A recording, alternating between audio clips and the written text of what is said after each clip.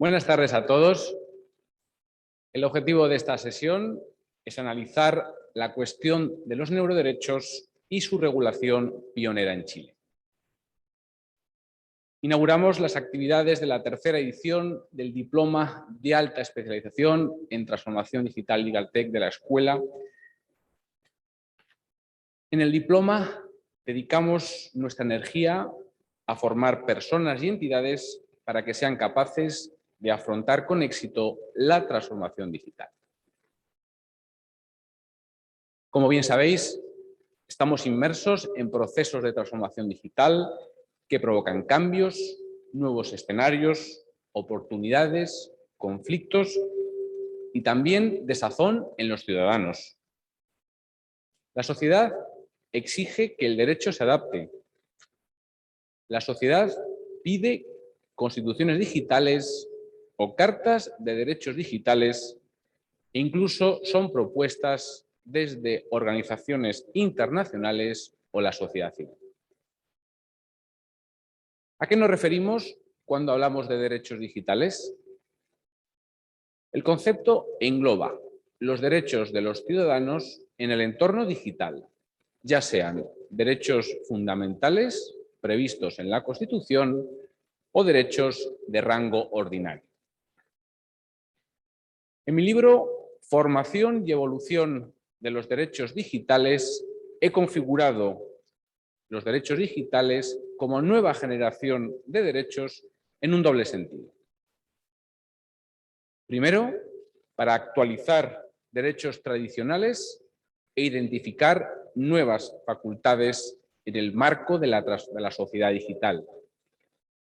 Por ejemplo, como lo ha declarado nuestro Tribunal Constitucional en la sentencia 58/2018, con el derecho al olvido dentro del derecho fundamental a la protección de datos. Y segundo, para reconocer nuevos derechos fundamentales en sentido genuino en los textos constitucionales. Sería, por ejemplo, el caso de nuevos derechos como el acceso universal a Internet, el derecho a la ciberseguridad, un derecho a la conciliación familiar y laboral o los neuroderechos. Las neurotecnologías consisten en toda herramienta o técnica capaz de manipular, registrar, medir y obtener información de los cerebros humanos. ¿Qué nos permiten las neurotecnologías? Quieren que nos podamos conectar directamente a Internet con la mente, leer nuestros pensamientos, alimentar nuestro cerebro con información generada en el mundo externo y con habilidades aprendidas por otros en nuestro lugar. En definitiva, como pretenden sus estudiosos, las neurotecnologías quieren fusionar la inteligencia biológica y la inteligencia artificial.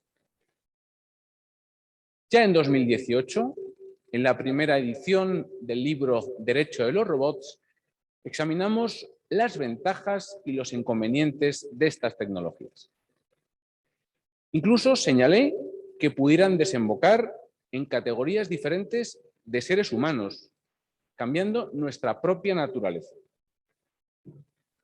Por eso, para protegernos, se ha acuñado un nuevo tipo de derechos digitales, los neuroderechos. ¿Qué son los neuroderechos? Son aquellos derechos digitales destinados específicamente a proteger el cerebro y su actividad. La Carta de Derechos Digitales de España de 2021 se ocupa de los mismos.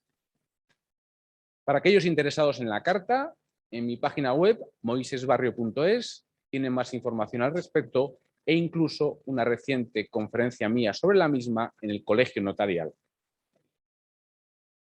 Aquí quiero señalar que su apartado 26º se ocupa de los neuroderechos, señalando que las condiciones, límites y garantías de implantación y empleo en las personas de las neurotecnologías podrán ser reguladas por ley con la finalidad de garantizar el control de cada persona sobre su propia identidad, garantizar la autodeterminación individual, soberanía y libertad en la toma de decisiones, asegurar la confidencialidad y seguridad de los datos obtenidos o relativos a procesos cerebrales y el pleno dominio y disposición sobre los mismos, regular el uso de interfaces persona-máquina susceptibles de afectar a la integridad física y psíquica y asegurar que las decisiones y procesos basados en neurotecnologías no sean condicionadas por el suministro de datos, programas o informaciones incompletos, no deseados, desconocidos o sesgados. Chile ha sido el primer país en el mundo que ha promulgado una legislación específica para garantizar los neuroderechos. Sobre todo ello nos va a hablar aquí hoy nuestra ponente y experta, la profesora Azuaje. Nuestra ponente es académica e investigadora, coordinadora del Instituto de Investigación en Derechos y del proyecto Inteligencia Artificial y Derechos de la Universidad Autónoma de Chile. La profesora Azuaje Pirela es doctora en Derecho por la Universidad Autónoma de Chile, máster en Derecho de la Empresa por la Universidad de Alcalá, especialista en mediación para la resolución de conflictos por la Universidad de La Rioja y abogada también. Además, cuenta con muchos cursos y diplomas de especialización en la materia y con distintas estancias investigadoras en el extranjero. Es profesora de diversos cursos de posgrado y pregrado y también autora de diversas publicaciones en la materia. Entre las últimas publicaciones es coautora y coeditora de la obra Inteligencia Artificial y Derecho, Desafíos y Perspectivas, editada por Tirando Blanco. Querida Michelle, te agradezco nuevamente tu participación y tienes la palabra. Muchas gracias.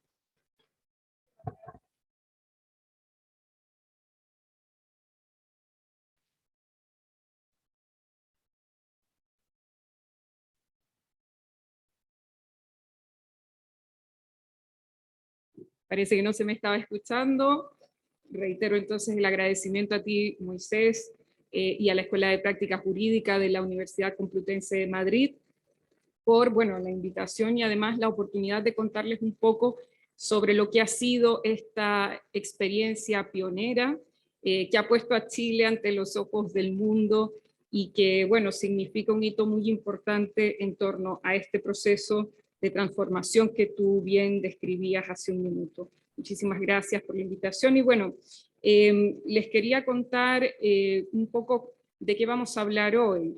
Ya presentaba Moisés un poco de lo que hacemos en la Universidad Autónoma de Chile y ahí estamos trabajando en relación con un proyecto de inteligencia artificial y derecho en el cual se plantean diversos dilemas relacionados con la transformación digital, con los derechos digitales y todo este proceso que, como decía, estamos viviendo en la actualidad.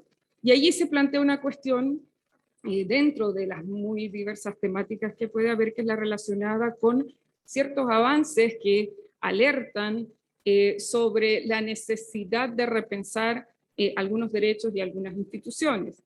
Entonces lo que vamos a hacer es plantearnos un poco en qué contexto surgen estas iniciativas a las que se ha venido a llamar los neuroderechos, y digo iniciativas porque vamos a ver que en distintos lugares el tratamiento y las discusiones pueden ser un poco diversas. Vamos a hablar particularmente de en qué contexto surge esto en Chile, para qué y por qué se hace, y sobre todo algunas de las críticas que se han hecho al respecto. ¿Okay? Luego finalizamos con algunas implicaciones de lo que está sucediendo, advirtiendo desde ya que esto es un proceso que todavía no está cerrado y que, como van a ver, en mi opinión, apenas comienza, pero que no por ello deja de ser relevante, como vamos a conversar a continuación. Entonces, lo primero, ya lo adelantaba Moisés, es decir que cuando se habla de las neurotecnologías, se está haciendo referencia a dispositivos y procedimientos que se utilizan para diversas finalidades, una de las cuales es acceder, controlar, investigar, evaluar, manipular, registrar, emular funciones de los sistemas neuronales de las personas físicas. Esta es la definición que está contenida en la Recomendación sobre Innovación Responsable en Neurotecnología adoptada por la OIT. Y hago referencia a esta definición para entender que no estamos hablando de una sola cosa y que, como van a ver en todos los debates que hay en relación con esto, puede haber usos positivos como usos que son bastante cuestionables y que han hecho que, bueno, salten las alarmas sobre las medidas que habrá que tomar de cara a otros posibles desarrollos que impliquen riesgos para los derechos humanos. Entonces, como para contextualizar, hay que decir también que puede haber técnicas en este mundo. Yo no soy neurobióloga, yo soy jurista, digamos, pero para hablar en un lenguaje común, vamos a entender que con estas tecnologías lo que se busca es, por ejemplo, registrar la actividad del cerebro o incluso en algunas ocasiones estimular algunas partes de él, ¿no? Y esto puede hacerse a través de técnicas que en el área correspondiente se han llamado invasivas o no invasivas. En términos sencillos, digamos, para juristas, vamos a entender que algunas implican intervenciones, vamos a llamarlas quirúrgicas, y otras implican el uso de dispositivos exteriores. ¿Okay? Entonces, muchas de estas tecnologías ya conviven con nosotros desde hace mucho tiempo.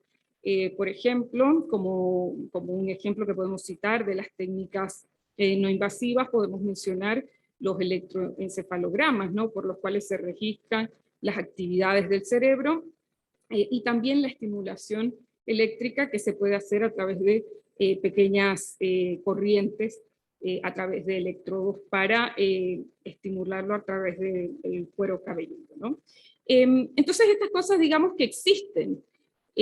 Sin embargo, ¿qué es lo que hace o qué es lo que obliga a algunos o hace que algunos empiecen a preocuparse por estos temas, ¿no?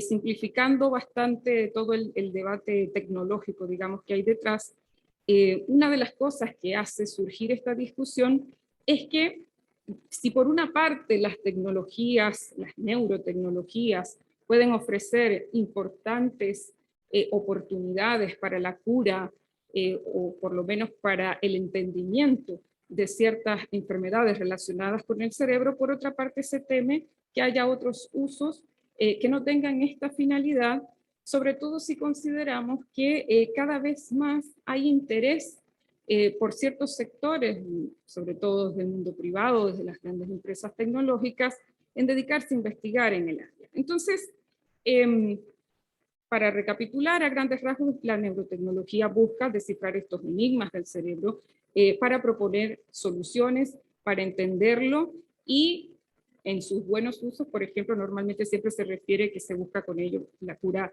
del Alzheimer, del Parkinson o de enfermedades que son por ahora de las más desconocidas, ¿no? Pero ¿qué pasa? Que últimamente existen nuevos avances tecnológicos que hacen posible cosas o que se espera que hagan posible cosas que antes eran inimaginables.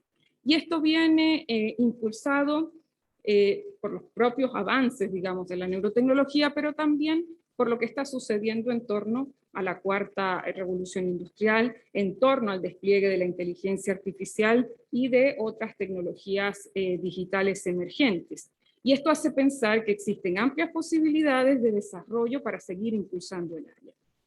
La cuestión es, ¿qué es lo que queremos impulsar? Ya adelantaba Moisés, bueno, algunas pretensiones que hay por ahí de que no solo nos dediquemos a la cura de enfermedades o a tratamientos de personas con enfermedades cerebrales, sino que también se quiere utilizar para otros fines lúdicos. En concreto se teme que se pueda, a través del uso de la neurotecnología, alterar la actividad cerebral, por ejemplo, sin que lo sepamos. que se pueda ir más allá y entrar, para que lo entendamos en nuestros pensamientos, que de algún modo deje de parecer ciencia ficción esto de que nos leen la mente, y que se podrán crear, incluso los más extremistas, digamos, temen que se puedan crear clones mentales. Otros temen que se pueda hackear, que así como es posible hackear, digamos, información de un computador, sea posible hacerlo a través de el uso de neurotecnologías en nuestros cerebros. Y eso es algo bastante preocupante si es que en realidad sucede. Ocurre también que, bueno, hay avisos que nos hacen pensar que esa posibilidad no es tan lejana, porque, por ejemplo, leía la semana pasada que Neuralink, aunque esto no es algo nuevo, ya esto se ha postergado varias veces, pero por ejemplo que Neuralink tiene planes de implantar chips en los seres humanos. Leía un reportaje del profesor Rafael Yusta, a quien haré mención después, que explicaba que se espera que dentro de 10 años todos tengamos un sensor conectado y ya no necesitemos los celulares, por ejemplo, que estemos conectados a Internet. Entonces, bueno, este fin, digamos, ¿está bien? ¿Está mal?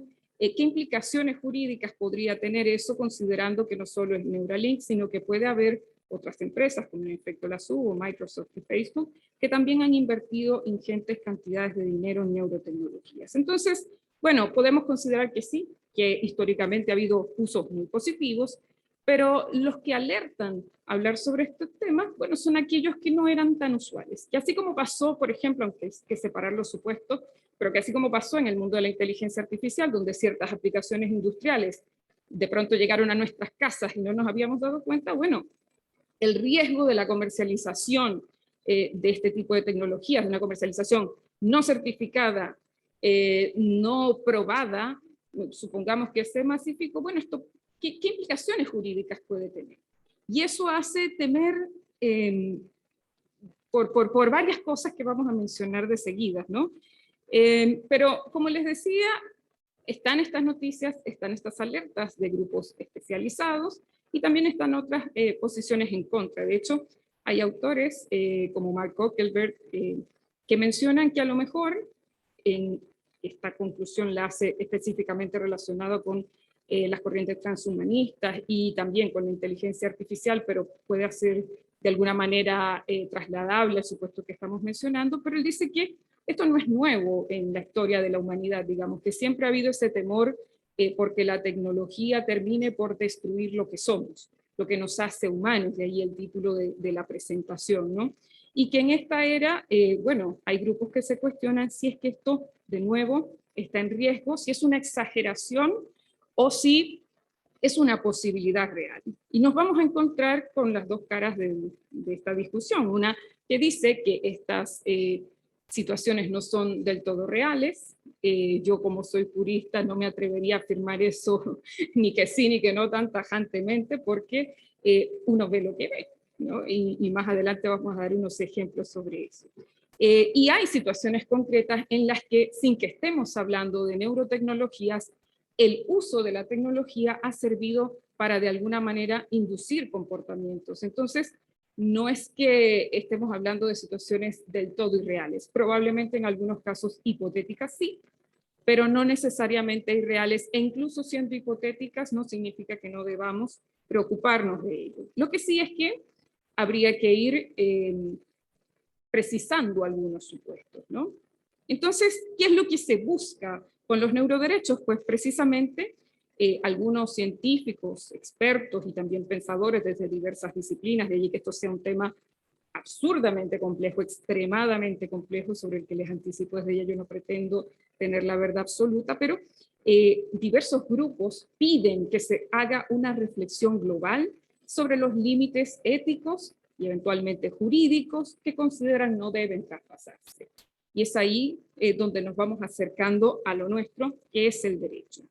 Entonces, ¿esto por qué? Porque como he dicho, se supone o hay buenas razones para pensar que puede estar en riesgo la noción misma de humanidad, que es una cosa que puede ir incluso más allá del derecho, significa lo que somos o lo que queremos ser, la sociedad, el modelo económico, y nuestra personalidad. Incluso se habla de que está en riesgo nuestra autodeterminación y las cosas más esenciales de los seres humanos.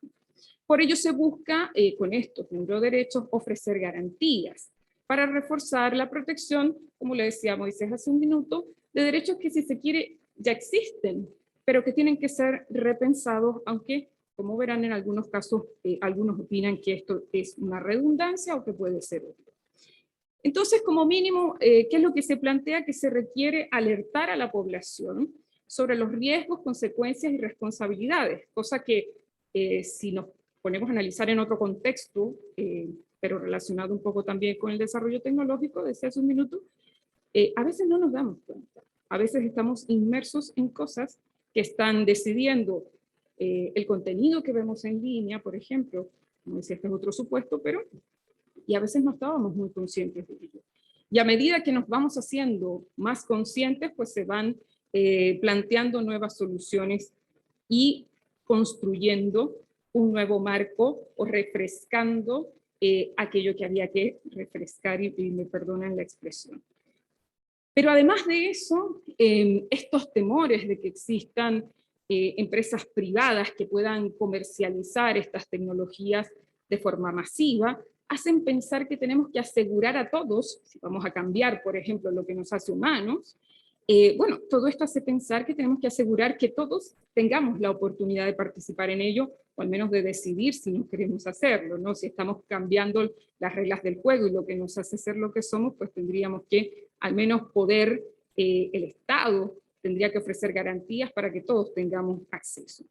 Y lo que podemos hacer, digamos, los investigadores como yo, es reflexionar y poner sobre la mesa esta materia para que a través de la conversación podamos lograr unos nuevos equilibrios y unos mínimos para proteger, en definitiva, la dignidad de las personas frente al uso de ciertas tecnologías. Y es en ese contexto que un sector de la doctrina considera que es necesario reconocer estos llamados neuroderechos, que son ese instrumento que servirá para hacer frente a esos daños que puede sufrir la dignidad de las personas. En particular, por ejemplo, por las preocupaciones que se mencionaban al inicio, relacionadas con las interfaces de cerebro-computadora o cerebro-máquina, que permitirían conectar el cerebro a la red. Quizás esa es, al margen de otras posibilidades, una de las que más preocupa. ¿Bien? Sin embargo, hay que decir muy transparentemente que no existe uniformidad en la doctrina en cuanto a la necesidad, y particularmente en la doctrina chilena, en cuanto a la necesidad de su reconocimiento, ni en cuanto a la necesidad o a la cantidad, mejor dicho, de los derechos que en su caso sería necesario reconocer. Con todo, aquellos que consideran que sí que es necesario, se refieren a que necesitamos un sistema normativo que como mínimo garantice la protección de la privacidad, la identidad, la agencia y la equidad de las personas. Esto en el acceso a estas eventuales tecnologías y también en el uso que se haga de ellas, porque si estamos hablando de que nos leen la mente, de que nos pueden manipular, pues entonces el derecho tiene que venir a ofrecer ciertas garantías o mínimamente soporte legal, y eso se haría a través de los llamados neuroderechos. En esencia, pues entonces estos neuroderechos, ya lo decía Moisés, para un sector importante de la doctrina, son considerados derechos humanos emergentes para protegernos frente a esos usos inadecuados, derechos para resguardar en particular la actividad cerebral. ¿Cómo entender entonces qué es lo que ha pasado en Chile? Digamos, ese es el contexto más amplio. Vamos llegando un poco a lo que se ha planteado en Chile. Y como les decía al inicio, esto es un proceso que sigue en curso, por lo tanto, mucho de lo que diga al final es susceptible de alguna modificación, ¿no? Pero lo particular de Chile es que, si bien por una parte es considerado un país pionero y hacia el exterior se ve positiva la iniciativa y ha encontrado mucho eco a nivel internacional, a nivel nacional hay algunas críticas, como digamos en toda transformación, como ocurre siempre en la historia, ¿no? pero en particular cuáles son las razones, y yo creo que conocer esas razones podrían ayudar a evaluar a todos esos países que están considerando seguir ese mismo camino, pues podrían ayudar a considerar algunas de esas críticas para mejorar, digamos, sus resultados, si es que así resulta, ¿no? Bueno, el contexto es muy sencillo. Ya es conocido el doctor Rafael Yuste como uno de los principales promotores de la idea de la necesidad de instaurar estos neuroderechos, y en particular en Chile, él manifestó esa necesidad y esa preocupación en el Congreso del Futuro del año 2019. Ese es el contexto en el que en Chile se empieza a hablar, si se quiere, públicamente sobre el tema. Y sus planteamientos tuvieron eco en algunos legisladores nacionales, quienes, de la mano de algunos reconocidos académicos a nivel nacional, prepararon 2 proyectos de ley que mencionaremos más adelante. Estos proyectos se presentan en noviembre de 2020, entre octubre y noviembre de 2020, pero hay una cosa que está ocurriendo en paralelo en Chile y que amerita, yo creo, algunas de las críticas que vamos a ver se han planteado, ¿no? Estamos hablando de 2 proyectos de ley que surgieron al unísono, uno destinado a hacer una reforma constitucional para incorporar la posibilidad de proteger estos neuroderechos con los alcances que menciono más adelante, y otra que desarrolla precisamente en qué consisten estos neuroderechos.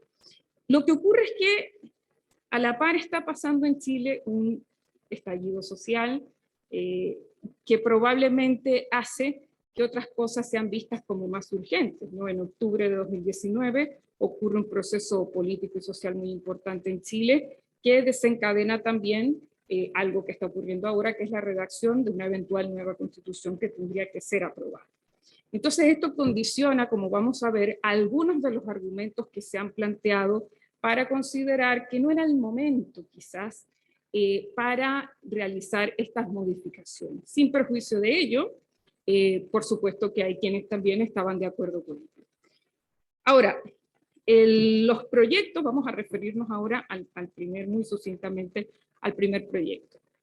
El primero, que es el de reforma constitucional y que se encuentra ya en vigor, tiene un artículo único que en su versión original buscaba asegurar a todas las personas no solo la integridad física y psíquica, algo que ya estaba contemplado en la Constitución Política de 1980, sino que además agregaba la protección a la integridad individual, a que ninguna autoridad o individuo pudiera, por medio de cualquier mecanismo tecnológico, aumentar, disminuir o perturbar dicha integridad individual sin su consentimiento.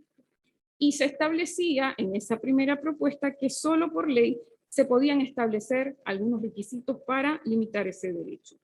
¿Qué ocurre? Que esta no es la redacción final que se recoge y por tanto no es lo que está en la Constitución. Entonces, en la literatura pueden encontrarse, bueno, con algunos argumentos que probablemente ya no son aplicables al día de hoy porque el resultado final fue otro, digamos. Pero entre esos fundamentos que se invocaron para hacer la modificación, se decía, por ejemplo, que lo que se busca con ello es ofrecer la garantía de que toda persona que pruebe ser dañada en su actividad cerebral, pues podrá tener acciones constitucionales para restablecer el imperio del derecho.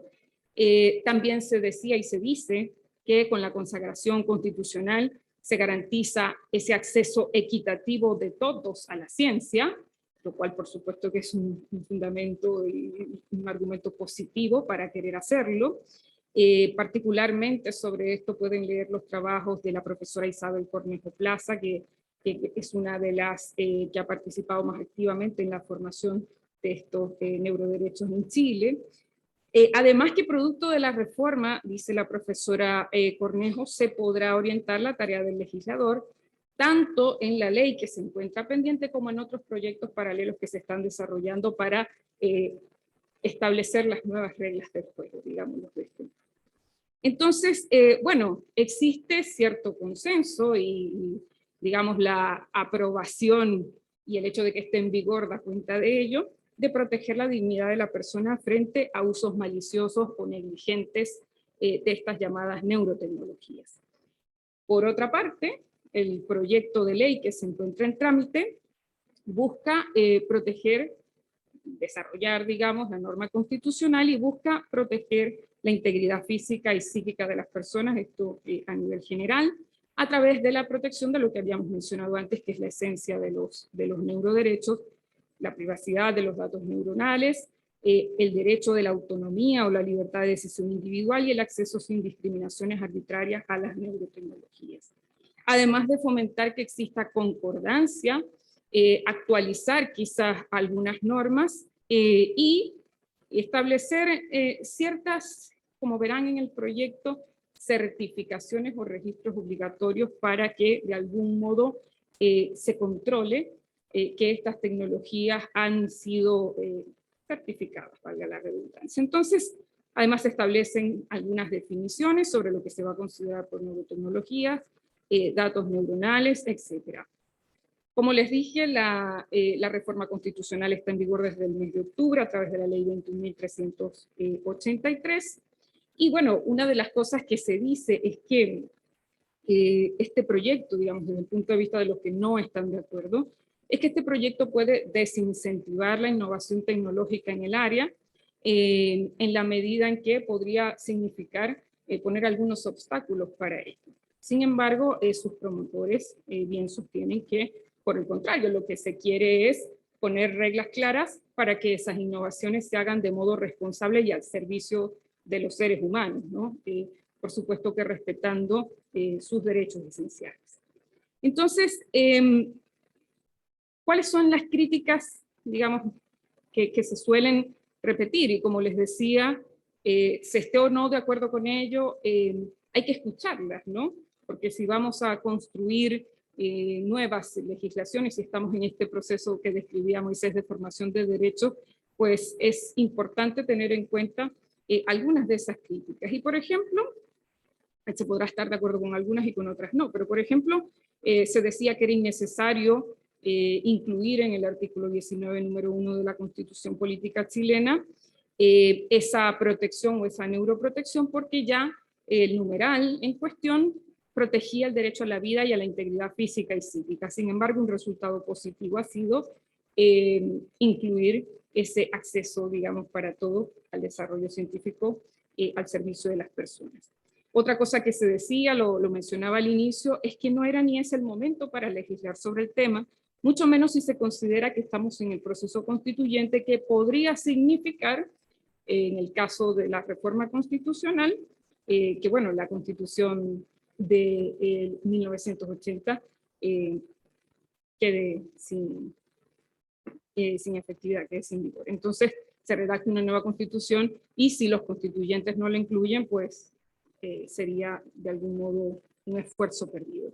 Esfuerzo que tenía que redireccionarse a otras situaciones más urgentes, como por ejemplo la actualización en temas de protección de datos personales, ciberseguridad y otros que se consideran por algunos de mayor urgencia, lo que haría que entonces la ley, la legislación que se propone, nazca obsoleta, según algunos. Pero quizás las críticas mucho más fuertes, digamos, se relacionan con el hecho de que, como decía, para algunos esto se está trabajando sobre situaciones hipotéticas, para algunos irreales, o incluso algunos han llegado a argumentar que esto se trata de un capricho parlamentario, o al menos se lo cuestionan, ¿no? Si esto es un capricho parlamentario y si hay fundamentos y razones para legislar sobre el tema. Estas son, digamos, las críticas que se repiten de uno u otro modo. Yo haré llegar el contenido de lo que estoy diciendo para que puedan ver algunos documentos, como uno elaborado por el Instituto de Investigación en Derecho de la Universidad Autónoma, unos trabajos de la profesora Cornejo Plaza, Garay, Canales, Bordachar, Saror, Trigo, Zúñiga, Villavicencio, que recogen muchos de los argumentos que he mencionado.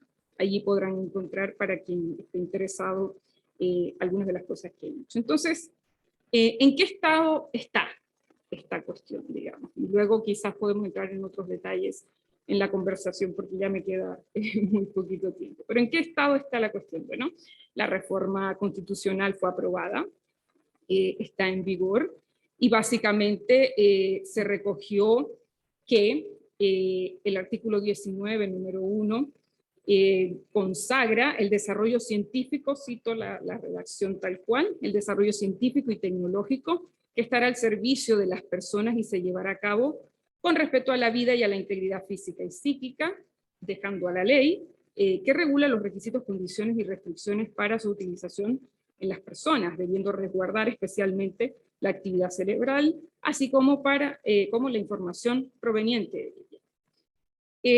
Para ir cerrando, bueno, más allá de la especificidad de los proyectos, ¿es o era necesario legislar sobre los neuroderechos? He mencionado muy sucintamente algunas de las cuestiones que se han planteado en el debate. A mi modo de ver, hemos visto que hay argumentos buenos, argumentos a favor y buenos argumentos en contra. A mi modo de ver, es probable que el argumento de que no era necesario incluirlos en la Constitución tenga un buen sustento, porque efectivamente la Constitución hablaba de la protección a nivel físico y psíquico, ¿no? Entonces, esa palabra psíquica, no pretendo ser constitucionalista, pero sí que consideran algunos, no solo eso, sino también la jurisprudencia del Tribunal Constitucional, ofrecían el amparo necesario para que quien se sienta vulnerado en este tipo de situaciones tuviese un mecanismo para recurrir. Sin embargo, cuando uno analiza los problemas relacionados con el mundo digital, con el mundo tecnológico, se da cuenta que hay cosas que parecen obvias, pero realmente no lo son tanto, o puede que no lo sean tanto.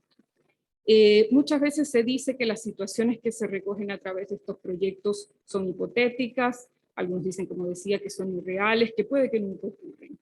Sin embargo, hemos visto y vemos en los medios de comunicación, en investigaciones recientes, cómo se sigue avanzando en estas tecnologías y el peligro que hay detrás de ello es mucho mayor, lo que hace que el derecho tenga que aportar nuevos instrumentos para recordar aquello que para algunos es obvio o redundante. Yo creo que no lo es. Esto no va a implicar que en todos los casos tengan que crearse nuevos derechos, probablemente es la reconfiguración de algunos ya existentes, como lo dice Moisés en su obra, pero realmente la discusión y la reflexión no es un tema que esté zanjado.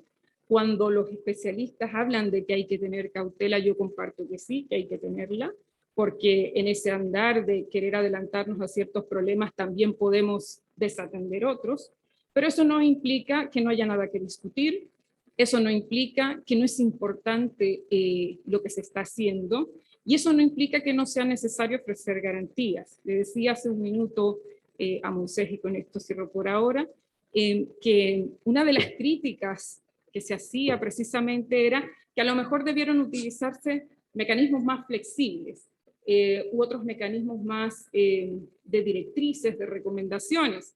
Pero también vemos que en aquellos casos en los que se han planteado directrices o recomendaciones que sirvan de hoja de ruta, se les critica porque entonces no ofrecen reales garantías, porque era mejor incluirlos en la Constitución, porque era mejor crear una ley. Entonces, como vemos, es un tema complejo en el que debemos escuchar diversas opiniones desde el mundo de la tecnología, la filosofía, la informática, el derecho y otras tantas que hacen pensar que hay mucho de lo que podemos hablar todavía, y por ahora lo voy a dejar así porque creo que me pasé incluso el tiempo. Muchísimas gracias, querida Michelle, por tu fantástica exposición, que a mí por lo menos me ha dejado apetito de más. Damos paso a las preguntas de los asistentes. Precisamente, don Álvaro de la Torre comenta, al hilo de esto último, nos pregunta a los dos, sobre si es muy adecuado esta consagración constitucional de los neuroderechos y desde la óptica española considera que no sería imprescindible una reforma de la Constitución española para lograr estas protecciones. y según don Álvaro, se podría hacer por vía interpretativa de la protección de la dignidad humana del artículo 10, la integridad física y moral del artículo 15, derecho a la intimidad del artículo 18, protección de datos. En definitiva, nos pregunta si consideramos imprescindible la reforma constitucional o con el texto español y su adecuado desarrollo e interpretación podríamos estar igualmente protegidos. Bueno, en el caso de la Constitución española, yo creo que puedes hablar tú mejor sobre eso. Sin embargo, como una observadora externa, yo creo que la ventaja que tiene la consagración constitucional es el poder que da, por una parte, de que la ciudadanía se apropie de alguna manera del derecho, y quizás esto es muy, como muy eufemista, pero es así. Es decir, uno de los problemas relacionados con la tecnología es precisamente el desconocimiento que hay, y hay que hacer esa labor de evangelización, ¿no? Y por ejemplo, en el caso de Chile, este proceso ha sido promovido, el proceso de la Constitución, de la redacción de la Constitución, ha sido promovido por movimientos sociales. Esos movimientos sociales no estaban demandando precisamente derechos digitales, pero es una oportunidad muy valiosa para incluirlos, ¿no? Estamos en medio de una transformación digital que nos obliga a pensar no ya desde un punto de vista o paradigma analógico, sino que nos obliga a repensar las cosas y hacer los ajustes que haya que hacer. Imprescindible, no sé en el caso de España, pero yo lo veo así como una muy buena oportunidad, porque los problemas son muchos, son varios y serán cada vez más. Y tenerlo en la Constitución ofrece garantías para que las personas puedan defenderse, digamos, mecanismos con los cuales actuar y un andamiaje para elaborar políticas que permitan que las personas estén protegidas, digamos. No sé cómo lo ves tú en España. Sí, es un tema además muy importante, no es un tema profesoral o académico, sino es un tema que tiene consecuencias prácticas de calado. Este tema lo he tratado académicamente tanto en mi libro Formación y Evolución de los Derechos Digitales como en un artículo Génesis y Desarrollo de los Derechos Digitales publicado en abierto en la revista de las Cortes Generales de España. Yo aquí voy a destacar dos diferencias y dos ideas clave para que seamos con más preguntas. La primera es su distinta eficacia. Los derechos fundamentales tienen la eficacia máxima, incluso vinculan al legislador. Los derechos fundamentales son un límite a la mayoría, un límite a lo que puede hacer el Parlamento. Y dos, está el tema fundamental de las garantías. Está el artículo 53 con las vías de tutela y protección que tienen los derechos fundamentales y no tienen los derechos ordinarios. Entonces, a mí son dos diferencias, de las más que hay, que podríamos incluso seguir debatiendo, pero me parece que es un tema muy importante y no es una discusión nominalista, no es un tema académico que nos enredemos los profesores, sino que tiene las consecuencias prácticas que he desarrollado ampliamente en mis 2 horas. Muchas gracias. No sé si tenemos alguna pregunta más. Bueno, mientras llega... Sí, tenemos aquí, ¿Sí? Nos pregunta doña Beatriz Rodríguez, nos dice, al regular los neuroderechos, ¿no se estarían violando otros derechos como el de la privacidad? Bueno, realmente no lo creo. Eso se ha planteado, ¿no? Se ha planteado, de hecho, en Chile se ha discutido que no era necesario, como decía, que era redundante, pero cuando uno adentra en estos análisis se da cuenta que probablemente los conceptos tradicionales no son suficientes, ¿no? Y de hecho, lo mencionabas tú, en Chile no está reconocido, digamos, el derecho al olvido, pero eso es un gran logro, al margen de otra situación, pero es una muestra de cómo efectivamente, en torno a derechos más tradicionales, pueden formarse nuevos derechos para este nuevo mundo tecnológico. Yo no creo que lo contraríen, pero lo que sí es necesario es delimitar sus contornos, digamos, y sus contenidos, ¿no? Y en el caso de las neurotecnologías, lo que plantean quienes, digamos, apoyan la incorporación y el reconocimiento de estos derechos es que la normativa de protección de datos, el derecho de privacidad y otros, vamos a llamarlos tradicionales, ya a este punto el derecho de protección de datos de algún modo podría serlo, se quedan cortos y que hace falta algo más. Entonces, depende de cómo se haga, depende de la técnica legislativa que se utilice, depende del alcance, no necesariamente implican una vulneración. Hay críticas fuertes, sí hay que decir, de quienes dicen, bueno, decir esto implica desconocer el sistema universal de protección de derechos humanos. Yo creo que no necesariamente es así, pero no sé cómo lo ves, ¿no? Sí, totalmente de acuerdo. La neurotecnología artificial desbordan el marco de la protección de datos. Bueno, lo primero que hay que decir es que la expresión protección de datos es bastante inexacta, ¿no? Porque no se protegen los datos, sino se garantizan una serie de derechos de las personas físicas en relación con el tratamiento de sus datos personales en ficheros. El habeas data de la doctrina alemana. Por tanto, es un ámbito muy específico que los desborda completamente. Hay conexiones, lógicamente, pero la protección de datos no da más de sí. De hecho, cuando el legislador español, de forma pionera en el mundo, promulgó la Ley Orgánica 3/2018 de protección de datos y garantía de los derechos digitales, reconoce cómo ese manto protector de la protección de datos y de la intimidad del artículo 18.4 de la Constitución es insuficiente para abordar todos los desafíos y todos los retos que nos plantea la transformación digital y en particular las tecnologías emergentes, incluyendo la inteligencia artificial o las neurotecnologías. Hay a propósito de lo que acabas de mencionar, hay una particularidad con el caso de Chile, y es que la consagración constitucional ha sido reciente, si no recuerdo mal, fue en el 2018, y precisamente muchas de las críticas que hay de por qué nos ocupamos de esto y no nos ocupamos de cosas más urgentes, una está encaminada hacia la actualización en materia de protección de datos personales de autodeterminación informativa, porque tenemos el reconocimiento constitucional, pero el proyecto que actualiza la ley 19.628 está en trámite desde el año 2017. Entonces, digamos, se entiende también un poco, porque pudo haber tanto interés, digamos, en esa legislación como en la que está regulando ahora los derechos, o la que pretende regular los derechos. Nos pregunta Yael García, específicamente destinado a Chile, exactamente en Chile, ¿cómo se plantea regular la inteligencia artificial? Bueno, es una pregunta compleja, digamos, porque no hay un solo mecanismo, ¿no? Y lo más elaborado que se ha hecho hasta ahora, digamos, a nivel más general, es que se ha dado a conocer recientemente la Política Nacional de Inteligencia Artificial que marca el camino o la ruta de lo que se va a seguir. Y entonces esto recoge ciertas áreas específicas. Por ejemplo, hay un eje, que es el tercero, que se dedica a los aspectos éticos y regulatorios, y se mencionan algunas áreas de especial interés. Por ejemplo, en materia de consumo, en materia de protección de los derechos de los consumidores, en materia de ciberseguridad, incluso se recoge un apartado dedicado a los problemas de la propiedad intelectual, y se refiere a la urgencia de lo que mencionábamos sobre la legislación de protección de datos. ¿Cómo se pretende? Bueno, también hay otros proyectos paralelos, como un proyecto que también está siendo discutido en la actualidad, pretende regular las plataformas digitales, ¿no?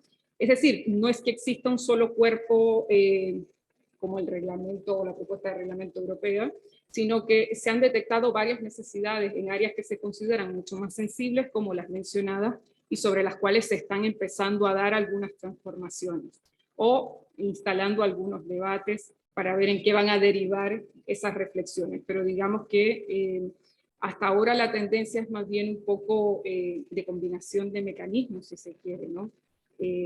Hay también iniciativas de soft law, pero no es que haya un solo instrumento, hay varios instrumentos que se pretenden actualizar.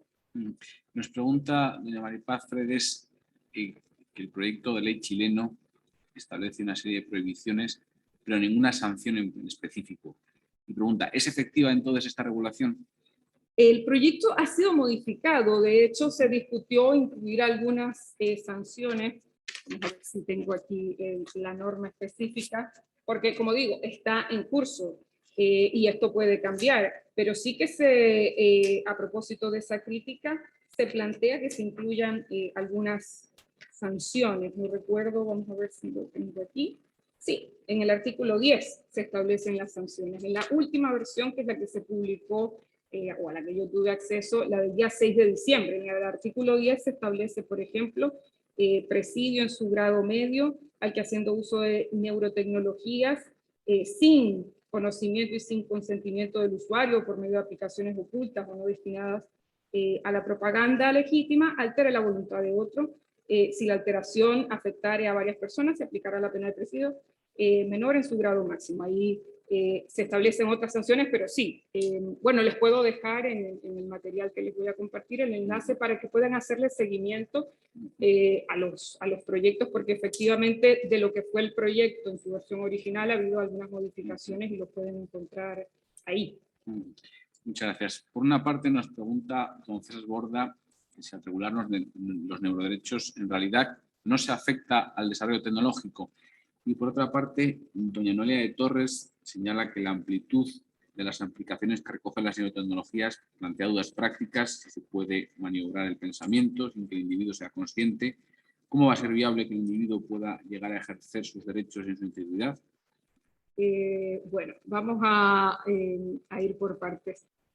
¿Me puedes repetir, por favor, la primera pregunta? Bueno, al final, en el fondo, lo que plantean tanto don César como doña Noelia es si la regulación está afectando, ¿no?, el desarrollo tecnológico, y dos, cómo vamos a poder ejercer nuestros derechos. Bueno, yo, si me han visto en alguna otra exposición, siempre alerto sobre esa posibilidad, digamos, y es una posibilidad, al igual que lo es algunos efectos de las neurotecnologías que todavía no están, digamos, demostrados, ¿no? Son algunos casos, sí es verdad que son hipótesis y que no sabemos si van a ocurrir o no. Pero lo que dice relación con la innovación tecnológica sí es un riesgo advertido, que si se establecen demasiados controles se pueden desincentivar algunos avances. Sin embargo, de lo que se trata no es de eso. Por supuesto, ninguna legislación tiene como propósito, por lo menos no esta, según sus promotores, tiene como propósito en sí mismo desincentivarla, sino poner claras las reglas del juego. Y esto no es necesariamente malo. Yo recuerdo que hace poco estaba en un seminario donde había representantes de diversos sectores de la industria. Y uno de ellos, esto en relación con inteligencia artificial, no con neurotecnologías, pero el alcance yo creo que pudiera trasladarse. Uno de ellos decía, bueno, hay cosas, como les decía al inicio, que parecen obvias, pero no lo son. Hay empresarios que sobre el límite de la libertad que consideran que tienen, realizan desarrollos y no tienen claras las reglas. Entonces piden, bueno, me vas a pedir que me certifique, como propone el proyecto chileno. Bueno, ¿qué necesito para certificarme? Yo me certifico, yo hago las pruebas que tengo que hacer, pero dímelas. Entonces esto no es necesariamente malo. Yo recuerdo, era un representante incluso de IBM, discutía lo mismo. Entonces, lo que no es bueno para la innovación y lo que no es bueno para el desarrollo de la empresa es la incertidumbre y la inseguridad jurídica, como no es bueno tampoco para las personas. En la medida en que el empresario, y aquí hablo como derecho de la empresa, digamos, en la medida en que el empresario sabe y tiene claras las reglas del juego, lo hará. ¿Tiene el riesgo de desincentivar en aquellos espacios que son absolutamente controlados? Puede que sí, pero tampoco, o sea, de lo que estamos hablando aquí es de que si esto se materializa, te pueden manipular, pueden cambiar lo que somos, pueden establecerse ciudadanos de primera y de segunda categoría, y entonces aquí tenemos que ver qué tipo de innovación queremos, y si eso significa desincentivar aquella que sea absolutamente maliciosa, pues es así, habrá que desincentivarla, pero no en general la tecnología. Para cerrar esta idea, pues sí, algunas personas señalan, y esto es un riesgo que está asociado a la regulación de las tecnologías, por lo que la hacen absolutamente compleja, pero algunas personas señalan que sí, pues, que podría ocurrir ese efecto y entienden, de hecho, otra de las críticas que se dice es que, bueno, que se busca proteger específicamente al cerebro o específicamente prohibir o satanizar alguna tecnología, pero no se trata de eso. Se trata de actualizar el marco para ofrecer un camino claro que brinde seguridad jurídica, me parece. Nos pregunta don Ángel Judel, además de Rafael Yuste, ¿qué otros neurocientíficos y neurobiólogos asesoraron a la Comisión de Desafíos del Futuro del Senado de Chile?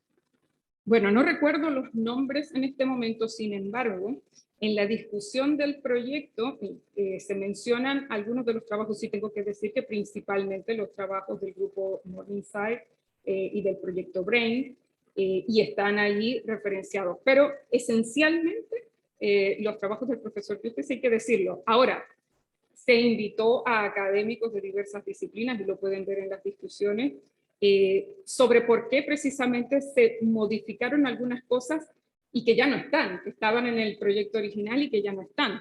Por ejemplo, en relación con los sesgos algorítmicos que se pretendían incluir desde la primera versión del proyecto, y otras situaciones que han ido desapareciendo porque, bueno, se consideraba que no obedecían a situaciones reales, y él ha estado participando allí también. Pero también académicos de la Universidad de Chile, de la Pontificia Universidad Católica de Chile, y otras casas de estudio nacionales e internacionales. No recuerdo, digamos, con precisión, porque sí hay que decir que los dos principales impulsores, digamos, son el senador Guido Giardi y el científico Rafael Yuste, que son los que han estado impulsando esto a nivel internacional. Incluso el profesor Yuste y su equipo de trabajo del proyecto Brain Morningside.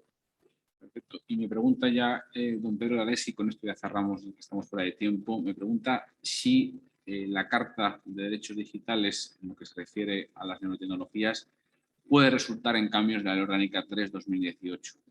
Sin duda, además desarrollamos aquí también en una sesión en abierto que está disponible en el canal YouTube de la escuela, cómo afecta las oportunidades que ofrece la Carta de Derechos Digitales. Entre otras cosas, la Carta de Derechos Digitales es una hoja de ruta, un mapa del legislador español. Entonces, esta es una cuestión a abordar fundamentalmente en clave europea, pero que sin duda requiere para su protección de reformas normativas. En el fondo, y como decía el gran maestro Nicolás Pérez Serrano, un derecho vale jurídicamente lo que valen sus garantías. Concluimos en tiempo, agradeciendo una vez más a Michelle su asistencia, su brillante exposición sobre los problemas en general de neurotecnologías, los neuroderechos y su reconocimiento en Chile en particular. A todos ustedes por acompañarnos, y también al personal de la escuela que hace posible estas actividades. Muchísimas gracias, buenas tardes, y esperamos verles en una próxima ocasión. Muchas gracias.